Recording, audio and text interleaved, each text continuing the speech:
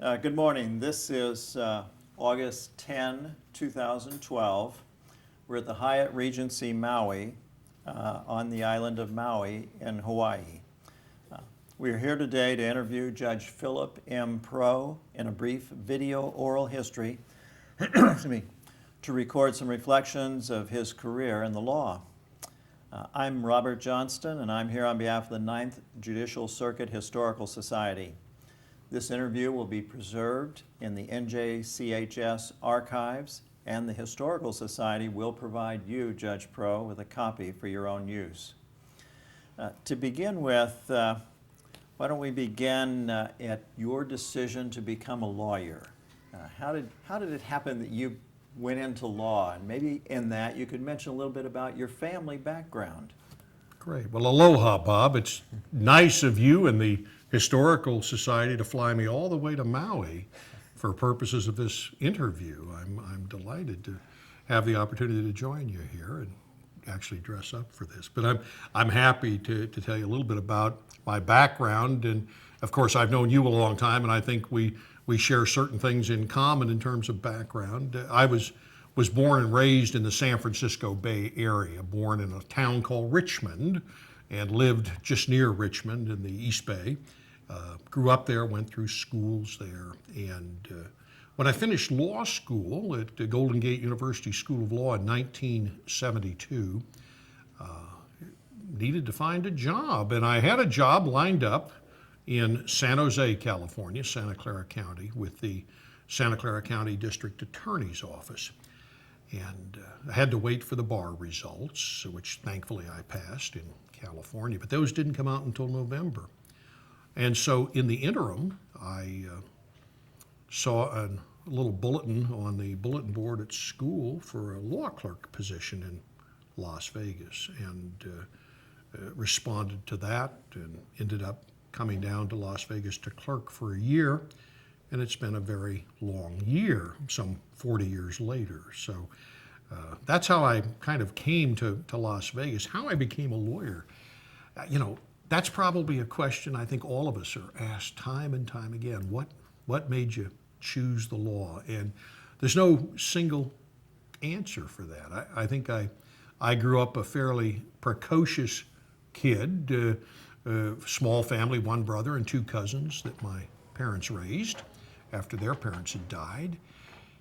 Was a very argumentative child around the dinner table, would debate every issue just for the fun of the debate. And I can recall my mom and dad saying, all right, you win, you ought to be a lawyer. And I think something stuck. And I think for many in our generation, you and I share, there probably is a similarity in experience, being baby boomers post-World War II, born in 1946, first year of the baby boom, and growing up in the 50s and the early 60s and being exposed to so many interesting things and things that stuck with you. The civil rights movement certainly influenced me.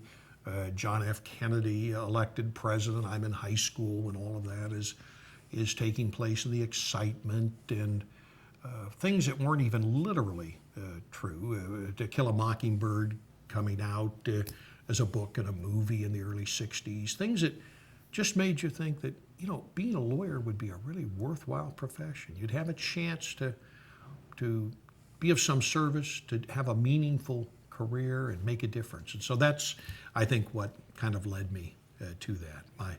My parents weren't highly educated. They had not gone to college. In fact, my dad only had an 8th grade education, but they really valued education, and they stressed education for all the kids in the family. We all went to college and postgraduate school, and never met a lawyer till I went to law school. Never even met one till I started my first day of law school. So I think my image of what that was going to be like was a little different than the reality.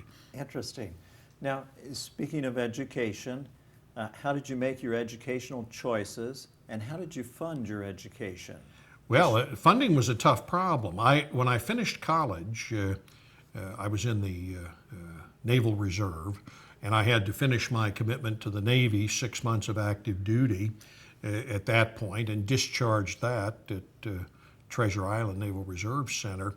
I had been applying or took the LSAT and applied to law school, but I had to limit my applications to places I could afford, where I could afford to live, which was in the Bay Area where I was living at the time with some family members, and also where I was working at my father's gas station. He had a gas station in the East Bay. And so I paid for my law school education. I did take out one student loan. I think it was for $1,500 while I was in school, and it seemed like an enormous amount at the time. And so I applied to the Bay Area law schools. I was accepted at Santa Clara and Golden Gate, but opted for Golden Gate because I couldn't afford to move down to Santa Clara and go to school down there. Interesting. Now, also during that same era, you mentioned Naval Reserve, and of Yeah. course, as you reached majority, that was right during Vietnam. Right. How did that impact you, and did that influence your choice to join the military? Well, actually, I joined the military before Vietnam got started. I was a senior in high school, and JFK was assassinated November 22nd, 1963. And almost that next week, we had a rainy day in physical education in PE, and they brought recruiters to the gym at Richmond Union High School. And they invited us to come spend a day with the Navy. I'd been there as a Boy Scout at Treasure Island and visited and seen all of the accoutrements and been exposed to some of that. And so 3 buddies and myself, classmates in high school, all went over, and we all ended up joining the Naval Reserve. Now, I joined on January 22nd, 1964. There was no war such going on in Vietnam at the time. There was in Laos some activity. My mobilization orders were for a destroyer called the USS Maddox, which along with the Turner Joy were the 2 ships that were attacked by North Vietnamese U-boats in the Gulf of Tonkin, giving rise to the Gulf of Tonkin resolution. And I remember thinking at the time, oh my God, what did I do? You know, I'm going to be in the midst, if they mobilize the reserves, I'll be in the midst of all of that. But it turned out to be a fortuitous choice in a sense, in that I was able to then, because the peacetime draft existed when I joined. We all knew we were facing the draft. There was a lot of activity in Southeast Asia, but it hadn't escalated to the point it did in the ensuing 2, 3, 4, and 5 years. And so I was able to then channel my studies and be deferred so I could continue with college or start college. I went to boot camp the day after I graduated high school, went down to San Diego for boot camp the next day. But I was able to plan that around my education. So it turned out to be, I guess, of people in my generation, a very fortuitous but accidental choice. Interesting. Now, you mentioned you came to Las Vegas to take a job there for a year. Yeah. Tell us a little bit about that job, the judge that you worked for, and did that have any influence on you as a lawyer and even today? Yeah, tremendous influence. I clerked for a judge named Bill Compton, William Compton. He was a brilliant man. He first in his class at University of Virginia Law School, clerked on the Fourth Circuit Court of Appeals. Just a brilliant, brilliant man and a great mentor to me. Would really dig into the issues and really challenged me as a law clerk. And as I spent my year in Las Vegas, in Clark County, I realized very quickly that there were so many opportunities in Southern Nevada, in Clark County. When I finished my clerkship or was coming to the end of it, I had opportunities to go to work for the district attorney's office, public defender's office, city attorney's office, and a couple of law firms had made offers to me. They were coming to the law clerks. A little different, and it was a lot different in Northern California. Now, I believe his name was David Ladd, the district attorney in Santa Clara County at the time. He had held my position with the Santa Clara County DA's office. But he told me that you would spend in the district attorney's office in Santa Clara County the first 18 months or 24 months in municipal court, handling misdemeanors or preliminary matters. And I had the opportunity by joining the Clark County Public Defender's Office to take cases from interview in the lockup through preliminary hearing, through trial, through appeal. This had a lot of appeal to me. I thought if I had an aptitude for anything, it was trial work, litigation. And I thought, here's a chance to get some really solid trial experience. So I opted to stay, again, with every intention of leaving after those 2 years. I didn't plan to stay in southern Nevada. I was going to go back to the San Francisco area. But one thing led to another, and you start to put roots down. An opportunity then came up after a little over 2 years in the public defender's office to join the United States Attorney's Office. And I thought, well, this is even better. It was a tremendous experience and a lot of quality trial work in the biggest law firm in the United States. So I seized that opportunity. And after about 5 years, I think I knew I was not returning to California. Didn't quite know what I was going to do. Well, now, in the U.S. Attorney's Office, who was the U.S. Attorney at the time? His name was Larry Semenza.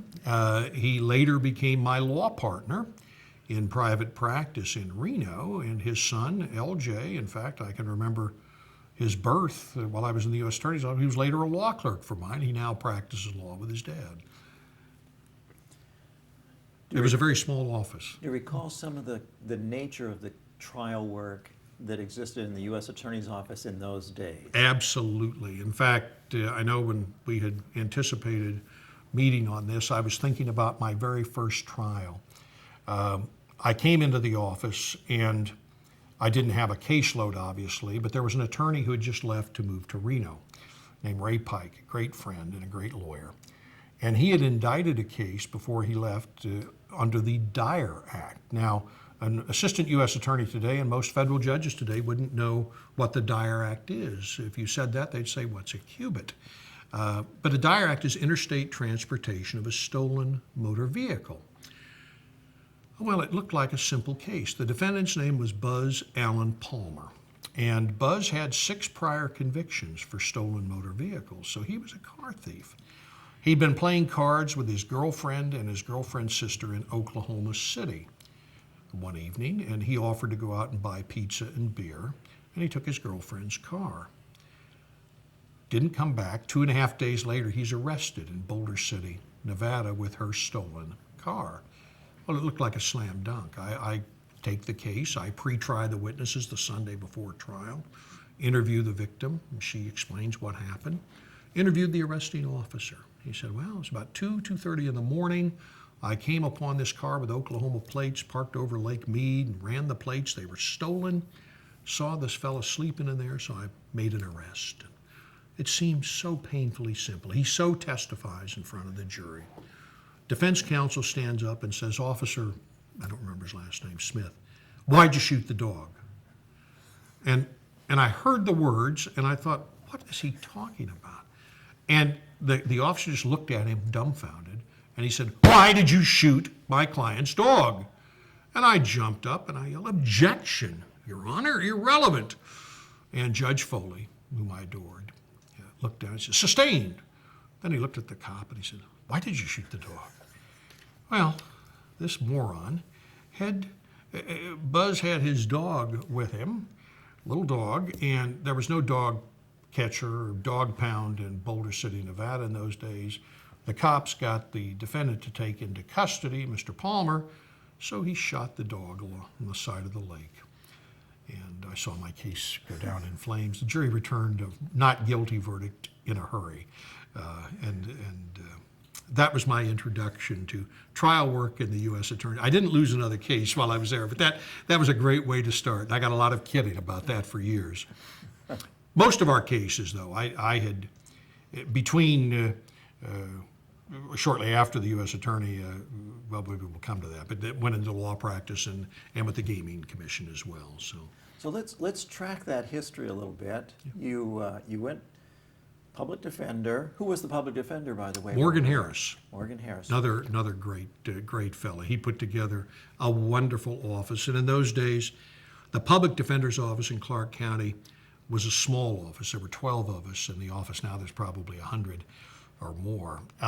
And we took every kind of case you can imagine. And it was very exciting and some of the lawyers who now sit on the Supreme Court of Nevada and district court and just the deans of the bar were in that office and kind of cut their teeth. And the same in the U.S. Attorney's Office. There were only 5 of us, and they were tremendous, and 2 in Reno, no, 3 in Reno, 8 altogether, counting the U.S. Attorney. It's this very small office, and we had no special attorneys from Washington handling cases or anything of that sort, so it was fun. So how long did you stay as an assistant U.S. attorney at that time? About 2.5 years. Larry Semenza was the U.S. attorney, and he was going to be departing. There had been an election and a change in administration, so as a incumbent U.S. attorney, he offered his resignation, a new administration coming in. And I had always wanted to live in northern Nevada, in the Reno area, be closer to the Bay Area. And so I seized that opportunity to join Larry and another lawyer named Marv Murphy, who was from Reno. These were long-standing Renoites. They were multiple generations of family going way back, and Reno is certainly an older community in the sense there were a lot of families, ranch families, farming families, and so forth, that had been there for years. And so we went into private law practice together, Semenza, Murphy, and Pro. And what was the nature of that practice? What'd you do? General, civil, and a little criminal, mostly civil practice. A little bit of everything, as you might expect. 3 guys starting a law firm. It was fun getting the practice set up, starting the business, so to speak. But after about 6 months, I became pretty disenchanted. Now, I'd never practiced with a large firm. I declined those opportunities previously.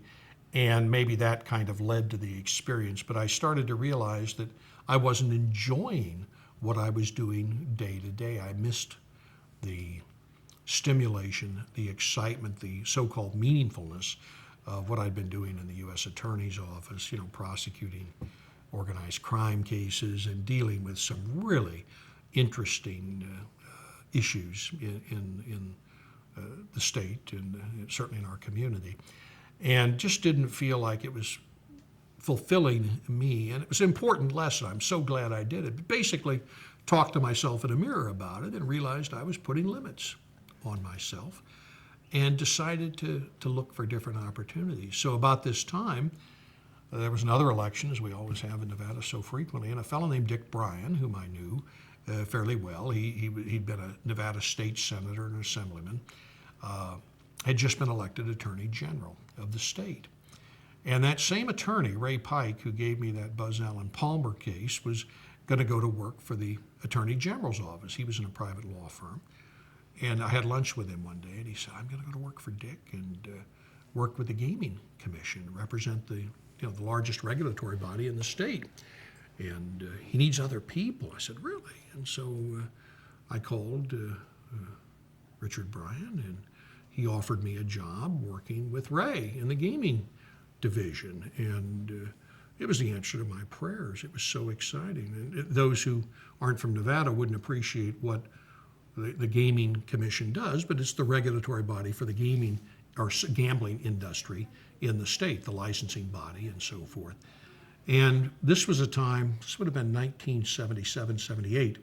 I think January 78 is when I started,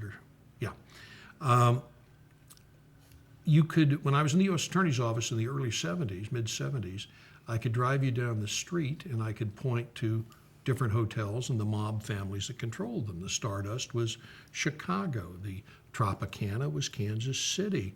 The Aladdin was Detroit.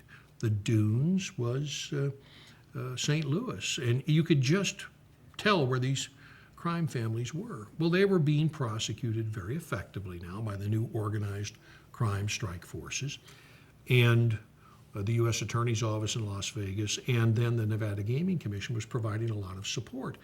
And I like to tell people that during that time I was with the Gaming Commission, a new kind of organized crime moved in. The so-called wise guys, or the LCN characters, got pushed out by their convictions.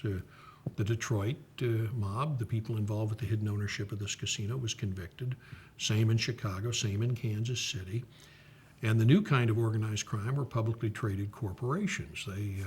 They didn't break legs, they broke people financially. It was such a profitable industry, frankly. And to this day, I'll have people, when I tell them I'm a judge in Las Vegas, they'll say, "Oh, you must have a lot of mob cases or a lot of cases involving casinos." I say, "Well, you know, it's a big industry. It's like oil, gas, mining, banking. Pick a subject." So we have a full range of cases, but no, it's nothing unique about mob or things of that sort. Certainly not anymore, because anymore they're all owned by big corporations that are looking at the bottom line. So you'll get Title VII cases or securities cases or injury cases or labor disputes. Pick a subject. That it's kind of was there at an interesting time, a pivotal time in Nevada's history, frankly. And Dick Bryan was a great guy to work for. He went on to become governor of the state and then served 2 terms as U.S. Senator. And it was a fun time. Now, during that time with the Attorney General and the Gaming Control Board, did you have opportunities to go to court, or were you primarily at administrative agencies? What was the nature of the work? That's a good point. During the time with gaming, both actually, but most of it was of a regulatory nature. So you're appearing before a regulatory body. It's a dual structure. You have a state gaming control board, which is overseen by the Nevada Gaming Commission. So there'd be 2 rounds of presentations.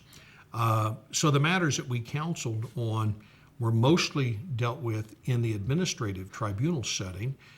It was a legislative session. Our legislature meets every other year, so it was a very active year in the legislature, provided a lot of testimony on legislation that was pending before the Nevada legislature. And then you would be hailed into court on a variety of cases. One of the most interesting took me back to Detroit, Michigan, to appear before Judge John Fikens on a case involving a mob prosecution of the Aladdin Hotel Corporation and various hidden owners of that.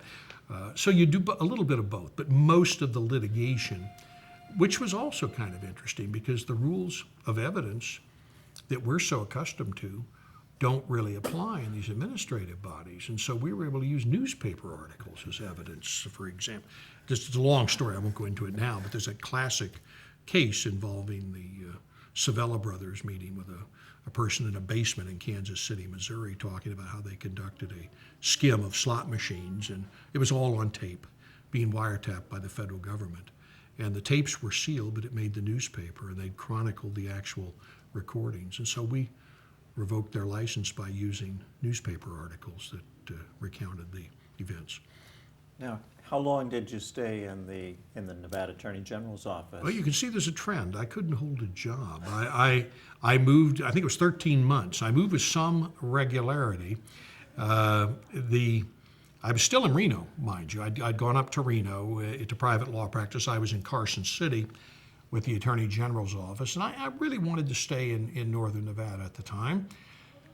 A new U.S. attorney had come to office named Milan Brown after Larry Semenza, and Milan wanted to run for Attorney General himself after Dick Bryan finished his term because he knew Dick was running for governor. And indeed he did run for Attorney General, except he lost. And he said, "Phil, I need someone to come back to the U.S. Attorney's office in Reno and oversee that office. And gee, I would support you to be U.S. Attorney if you would do that." And I thought, well, this is great. I loved the U.S. Attorney's office and, run the office. There were 3 of us in the office. So I did that. That was in late January of 1980. And about 3 or 4 months into the job, which I was enjoying, there was a notice out that there was going to be an opening for a magistrate judge position in Las Vegas. Well, like so many, it went to every member of the bar, and I threw it away. I didn't want to do initial appearances and sign search warrants. But I got a call from a couple of attorneys and said, have you thought about this? And I said, well, no, I don't want to sign search warrants. And, I enjoy being a little more active. And they said, no, I think you ought to look at it. The judges, your predecessor is not going to be, he knew he wasn't being reappointed, and he was going to retire. And fine guy named Joe Ward. And so I called him. I said, what's going on? He says, oh, Phil, you ought to apply. This act that's been amended back in the 60s, 68, 72, it has so much potential. You ought to consider doing it. And since I had practiced in front of our federal judges in Las Vegas and Reno, it was Roger Foley and Bruce Thompson were the two judges. And then Harry Claiborne had been appointed, and he was actually sitting in Reno until Ed Reed came aboard in 1979. So I knew all of these judges, and they were the ones that were going to make the selection. And so I thought, well, I might have a chance. So I applied for that, and sure enough, I got the position. But it was in Vegas. It was the only full-time magistrate judge in Nevada. We had a half-time magistrate judge. The predecessor was a guy named Harold Tabor, fine gentleman who'd practiced law with Bruce Thompson in the 40s and 50s. And Phyllis Halsey Atkins had come in, I think, in January of 1980, thereabouts. And so this position was going to open in October of 1980. And so I had to make the move back to Las Vegas. That was the trade-off. But it was a good move, it seemed to me, and I was very excited about the full use of the magistrate judge in civil cases as well as criminal cases. And landed in Las Vegas, got started, and 7 weeks later, there was a horrible fire at the MGM Grand Hotel, and 86 people perished. Huge multi-district litigation. It was the largest mass tort litigation in the United States up to that point. And I'm thrust in the middle of it. I'm looking at the fire as I'm driving to work that morning, November 21st, 1980. Never forget that date.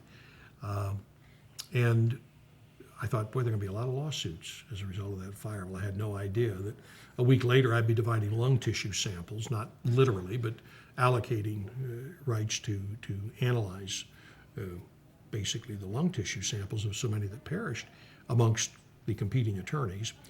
And that gave me an opportunity to really cut my teeth in a big way on MDL litigation as the only magistrate judge in the district. Our two district judges were conflicted, Roger Foley and Harry Claiborne, and so a wonderful judge from Philadelphia, Lou Bechtel, who had vast experience in multi-district litigation, was appointed, and he and I worked together basically as a team and saw that case through to, along with a lot of other people, a great fellow we appointed as special master to oversee the deposition tracks and so forth, named Mike Cherry, who's now Chief Justice of the Nevada Supreme Court. So we really had a chance to immerse ourselves in an extraordinary piece of litigation.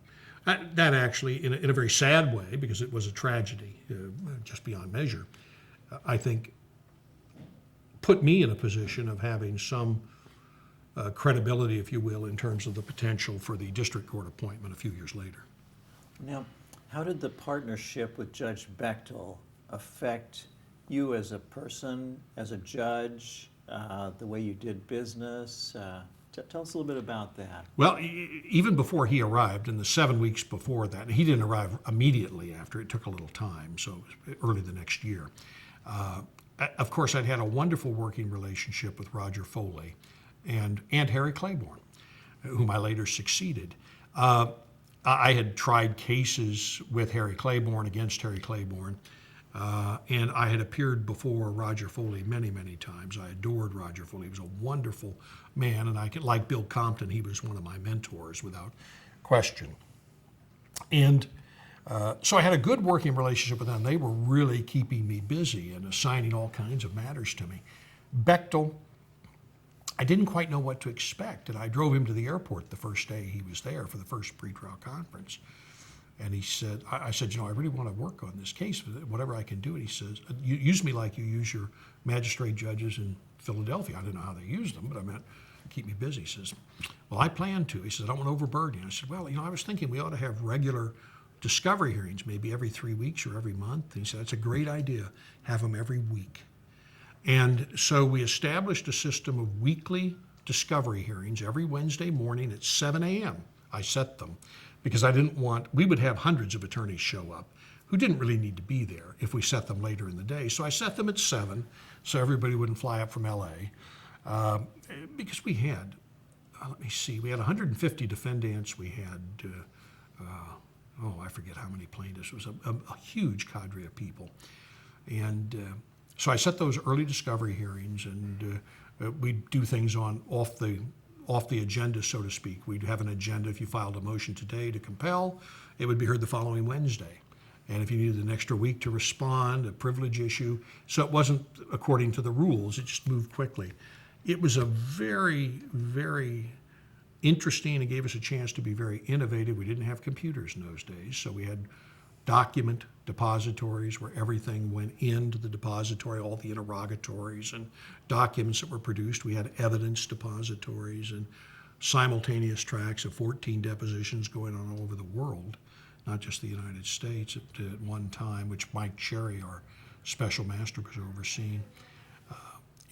Working with Judge Bechtel, again, I look at him as a very fine mentor to me, because he had a wonderful practical acumen for dealing and problem solving and kind of getting his arms around a monstrous case. And he was fond of saying, Phil, this isn't a case, it's an experience. It's an economic problem, and we're going to have to build a pot of money and divide it up. And that really is exactly how it played out. Interesting. Now, you've always been known for moving your cases. In that particular circumstance where you're so overwhelmed with this one big case, Yeah. what happened to the rest of your caseload? God, I'm sure they languished. I don't know. Yeah, you've been in the same boat, and any judge knows that when I came in, there was this backlog of cases on the credenza, and I thought, well, I'll clean that up, and sure enough, I cleaned it up, and then I had my own stack, and I never caught up. And to this day, 32 years later, I've not caught up. I mean, you don't catch up. It's impossible.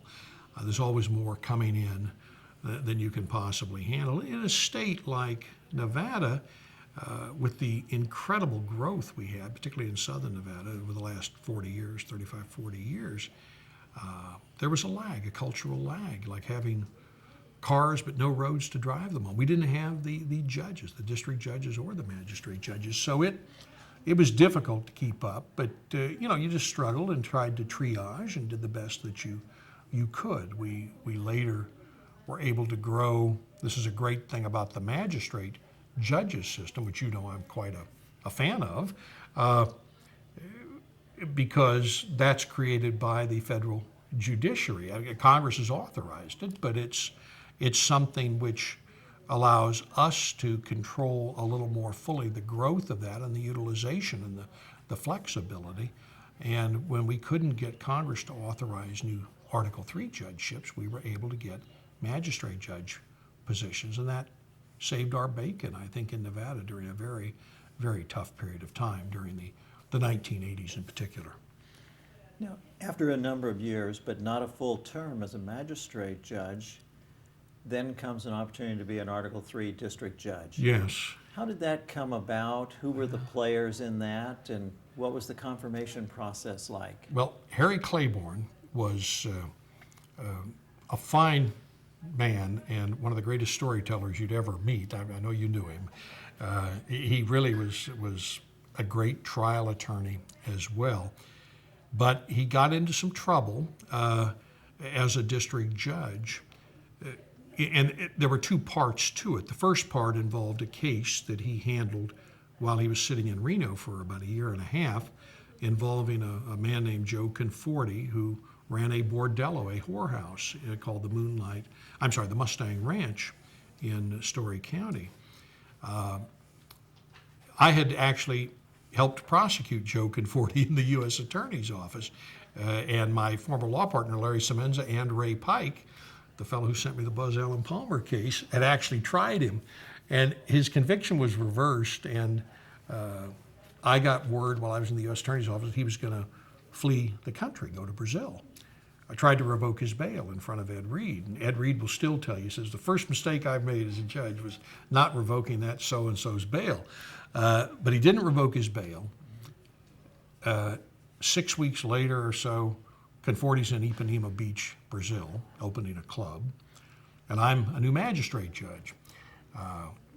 And Conforti wanted to come back to the United States, so he offered up Harry Claiborne. He said, well, I paid him bribes on some Story County voter registration case. It was not true, but he was able to work a deal that allowed him to come back to the United States, get some charges dismissed. It's a long story in terms of the Conforti part. And while they were investigating Judge Claiborne on that, they came upon some tax violations that he had had, that resulted from his receiving money, cash or check payments for service he provided as a private lawyer, which he would just cash at a friend's casino, Benny Binion's Horseshoe Casino, and didn't have them declared properly on his tax return. Also filed a financial disclosure annual report, which was not complete. So he picked up 7 counts of an indictment, went to trial before Judge Walter Hoffman in Reno. Only 2 judges testified in that case, myself and Anthony Kennedy, who's now in the U.S. Supreme Court. In fact, I was talking to him getting coffee one morning here, and we were reminiscing about that. He was on the Circuit Court of Appeals, and he sat with Judge Claiborne where some issues came up. And I had done a report on all of my cases in the U.S. Attorney's Office, including the one that was the basis for the Conforti suit, and it discredited the government's case. So the government, and I wrote them a memo saying, you guys have made a mistake here, and they called me to try and neutralize that as a government witness in the case. So it was kind of odd. The jury came back 11-1 for acquittal on the 4 counts based on Conforti, and hung on the other case as well. The public integrity section wisely decided they didn't have a case on Conforti, dismissed that, retried Claiborne on the tax and 1001 violation. He was convicted. He then was the first judge impeached by the Congress, by the House of Representatives, and convicted before the U.S. Senate in over 50 years, and was removed from office. This would have been in 1986, October 1986, and November 13th, my wedding anniversary, 1986, I was advised by my senators that I was nominated, or was going to be nominated by President Reagan to succeed him. And indeed I was, and was confirmed. The confirmation process, actually, this was before Bork. I was in the last group of nominees to go through before Robert Bork. It was in June, the first week in June of 1987. There were 4 of us in the group of nominees. And I've got to say it was a love fest. It's completely different than what you see now. I had 3 senators there, Strom Thurmond, Joe Biden, and Arlen Specter were Patrick Leahy, I'm sorry, not Joe Biden. He was the chairman, but he was not there. They threw me, really, softballs. Talked about the MGM fire litigation, what it was to replace Judge Claiborne, and a few other things, and was confirmed and took office as a district judge July 23rd, my mother's birthday, 1987. It was her 75th birthday. That's the reason I can remember these dates.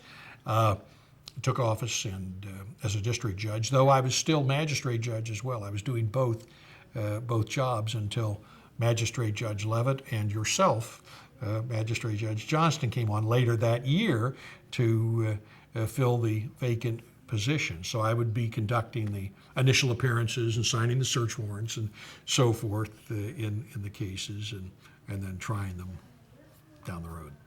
Interesting. So then, who swore you in? Roger Foley. The minute on the 23rd of July that we got word that the president had signed the commission, I forget how it was communicated because we didn't have, I don't think we had fax machines. I can't remember but we had some official notice that it had been done. And I walked down the hall, and because my chambers were right down the hall from Judge Foley, and he swore me into his chambers, and which was a wonderful event. So my wife came down and some friends and stuff. Good. So now you've served a large number of years, and in fact have gone senior recently. Yep. December 31st of last year, 2011, I took senior status, and now I've been on the district court a little more than 25 years, and just about 32 altogether. But I did take senior status when I was eligible. You have to be 65. I turned 65 last December, so I could finally do it, even though I had enough years in long before that. You can't take senior status until you reach 65. Now, your tenure as a magistrate judge was defined in large part by one big case. Yeah. What about your tenure as a district judge? Are there significant cases that that stand out during that Yeah, period?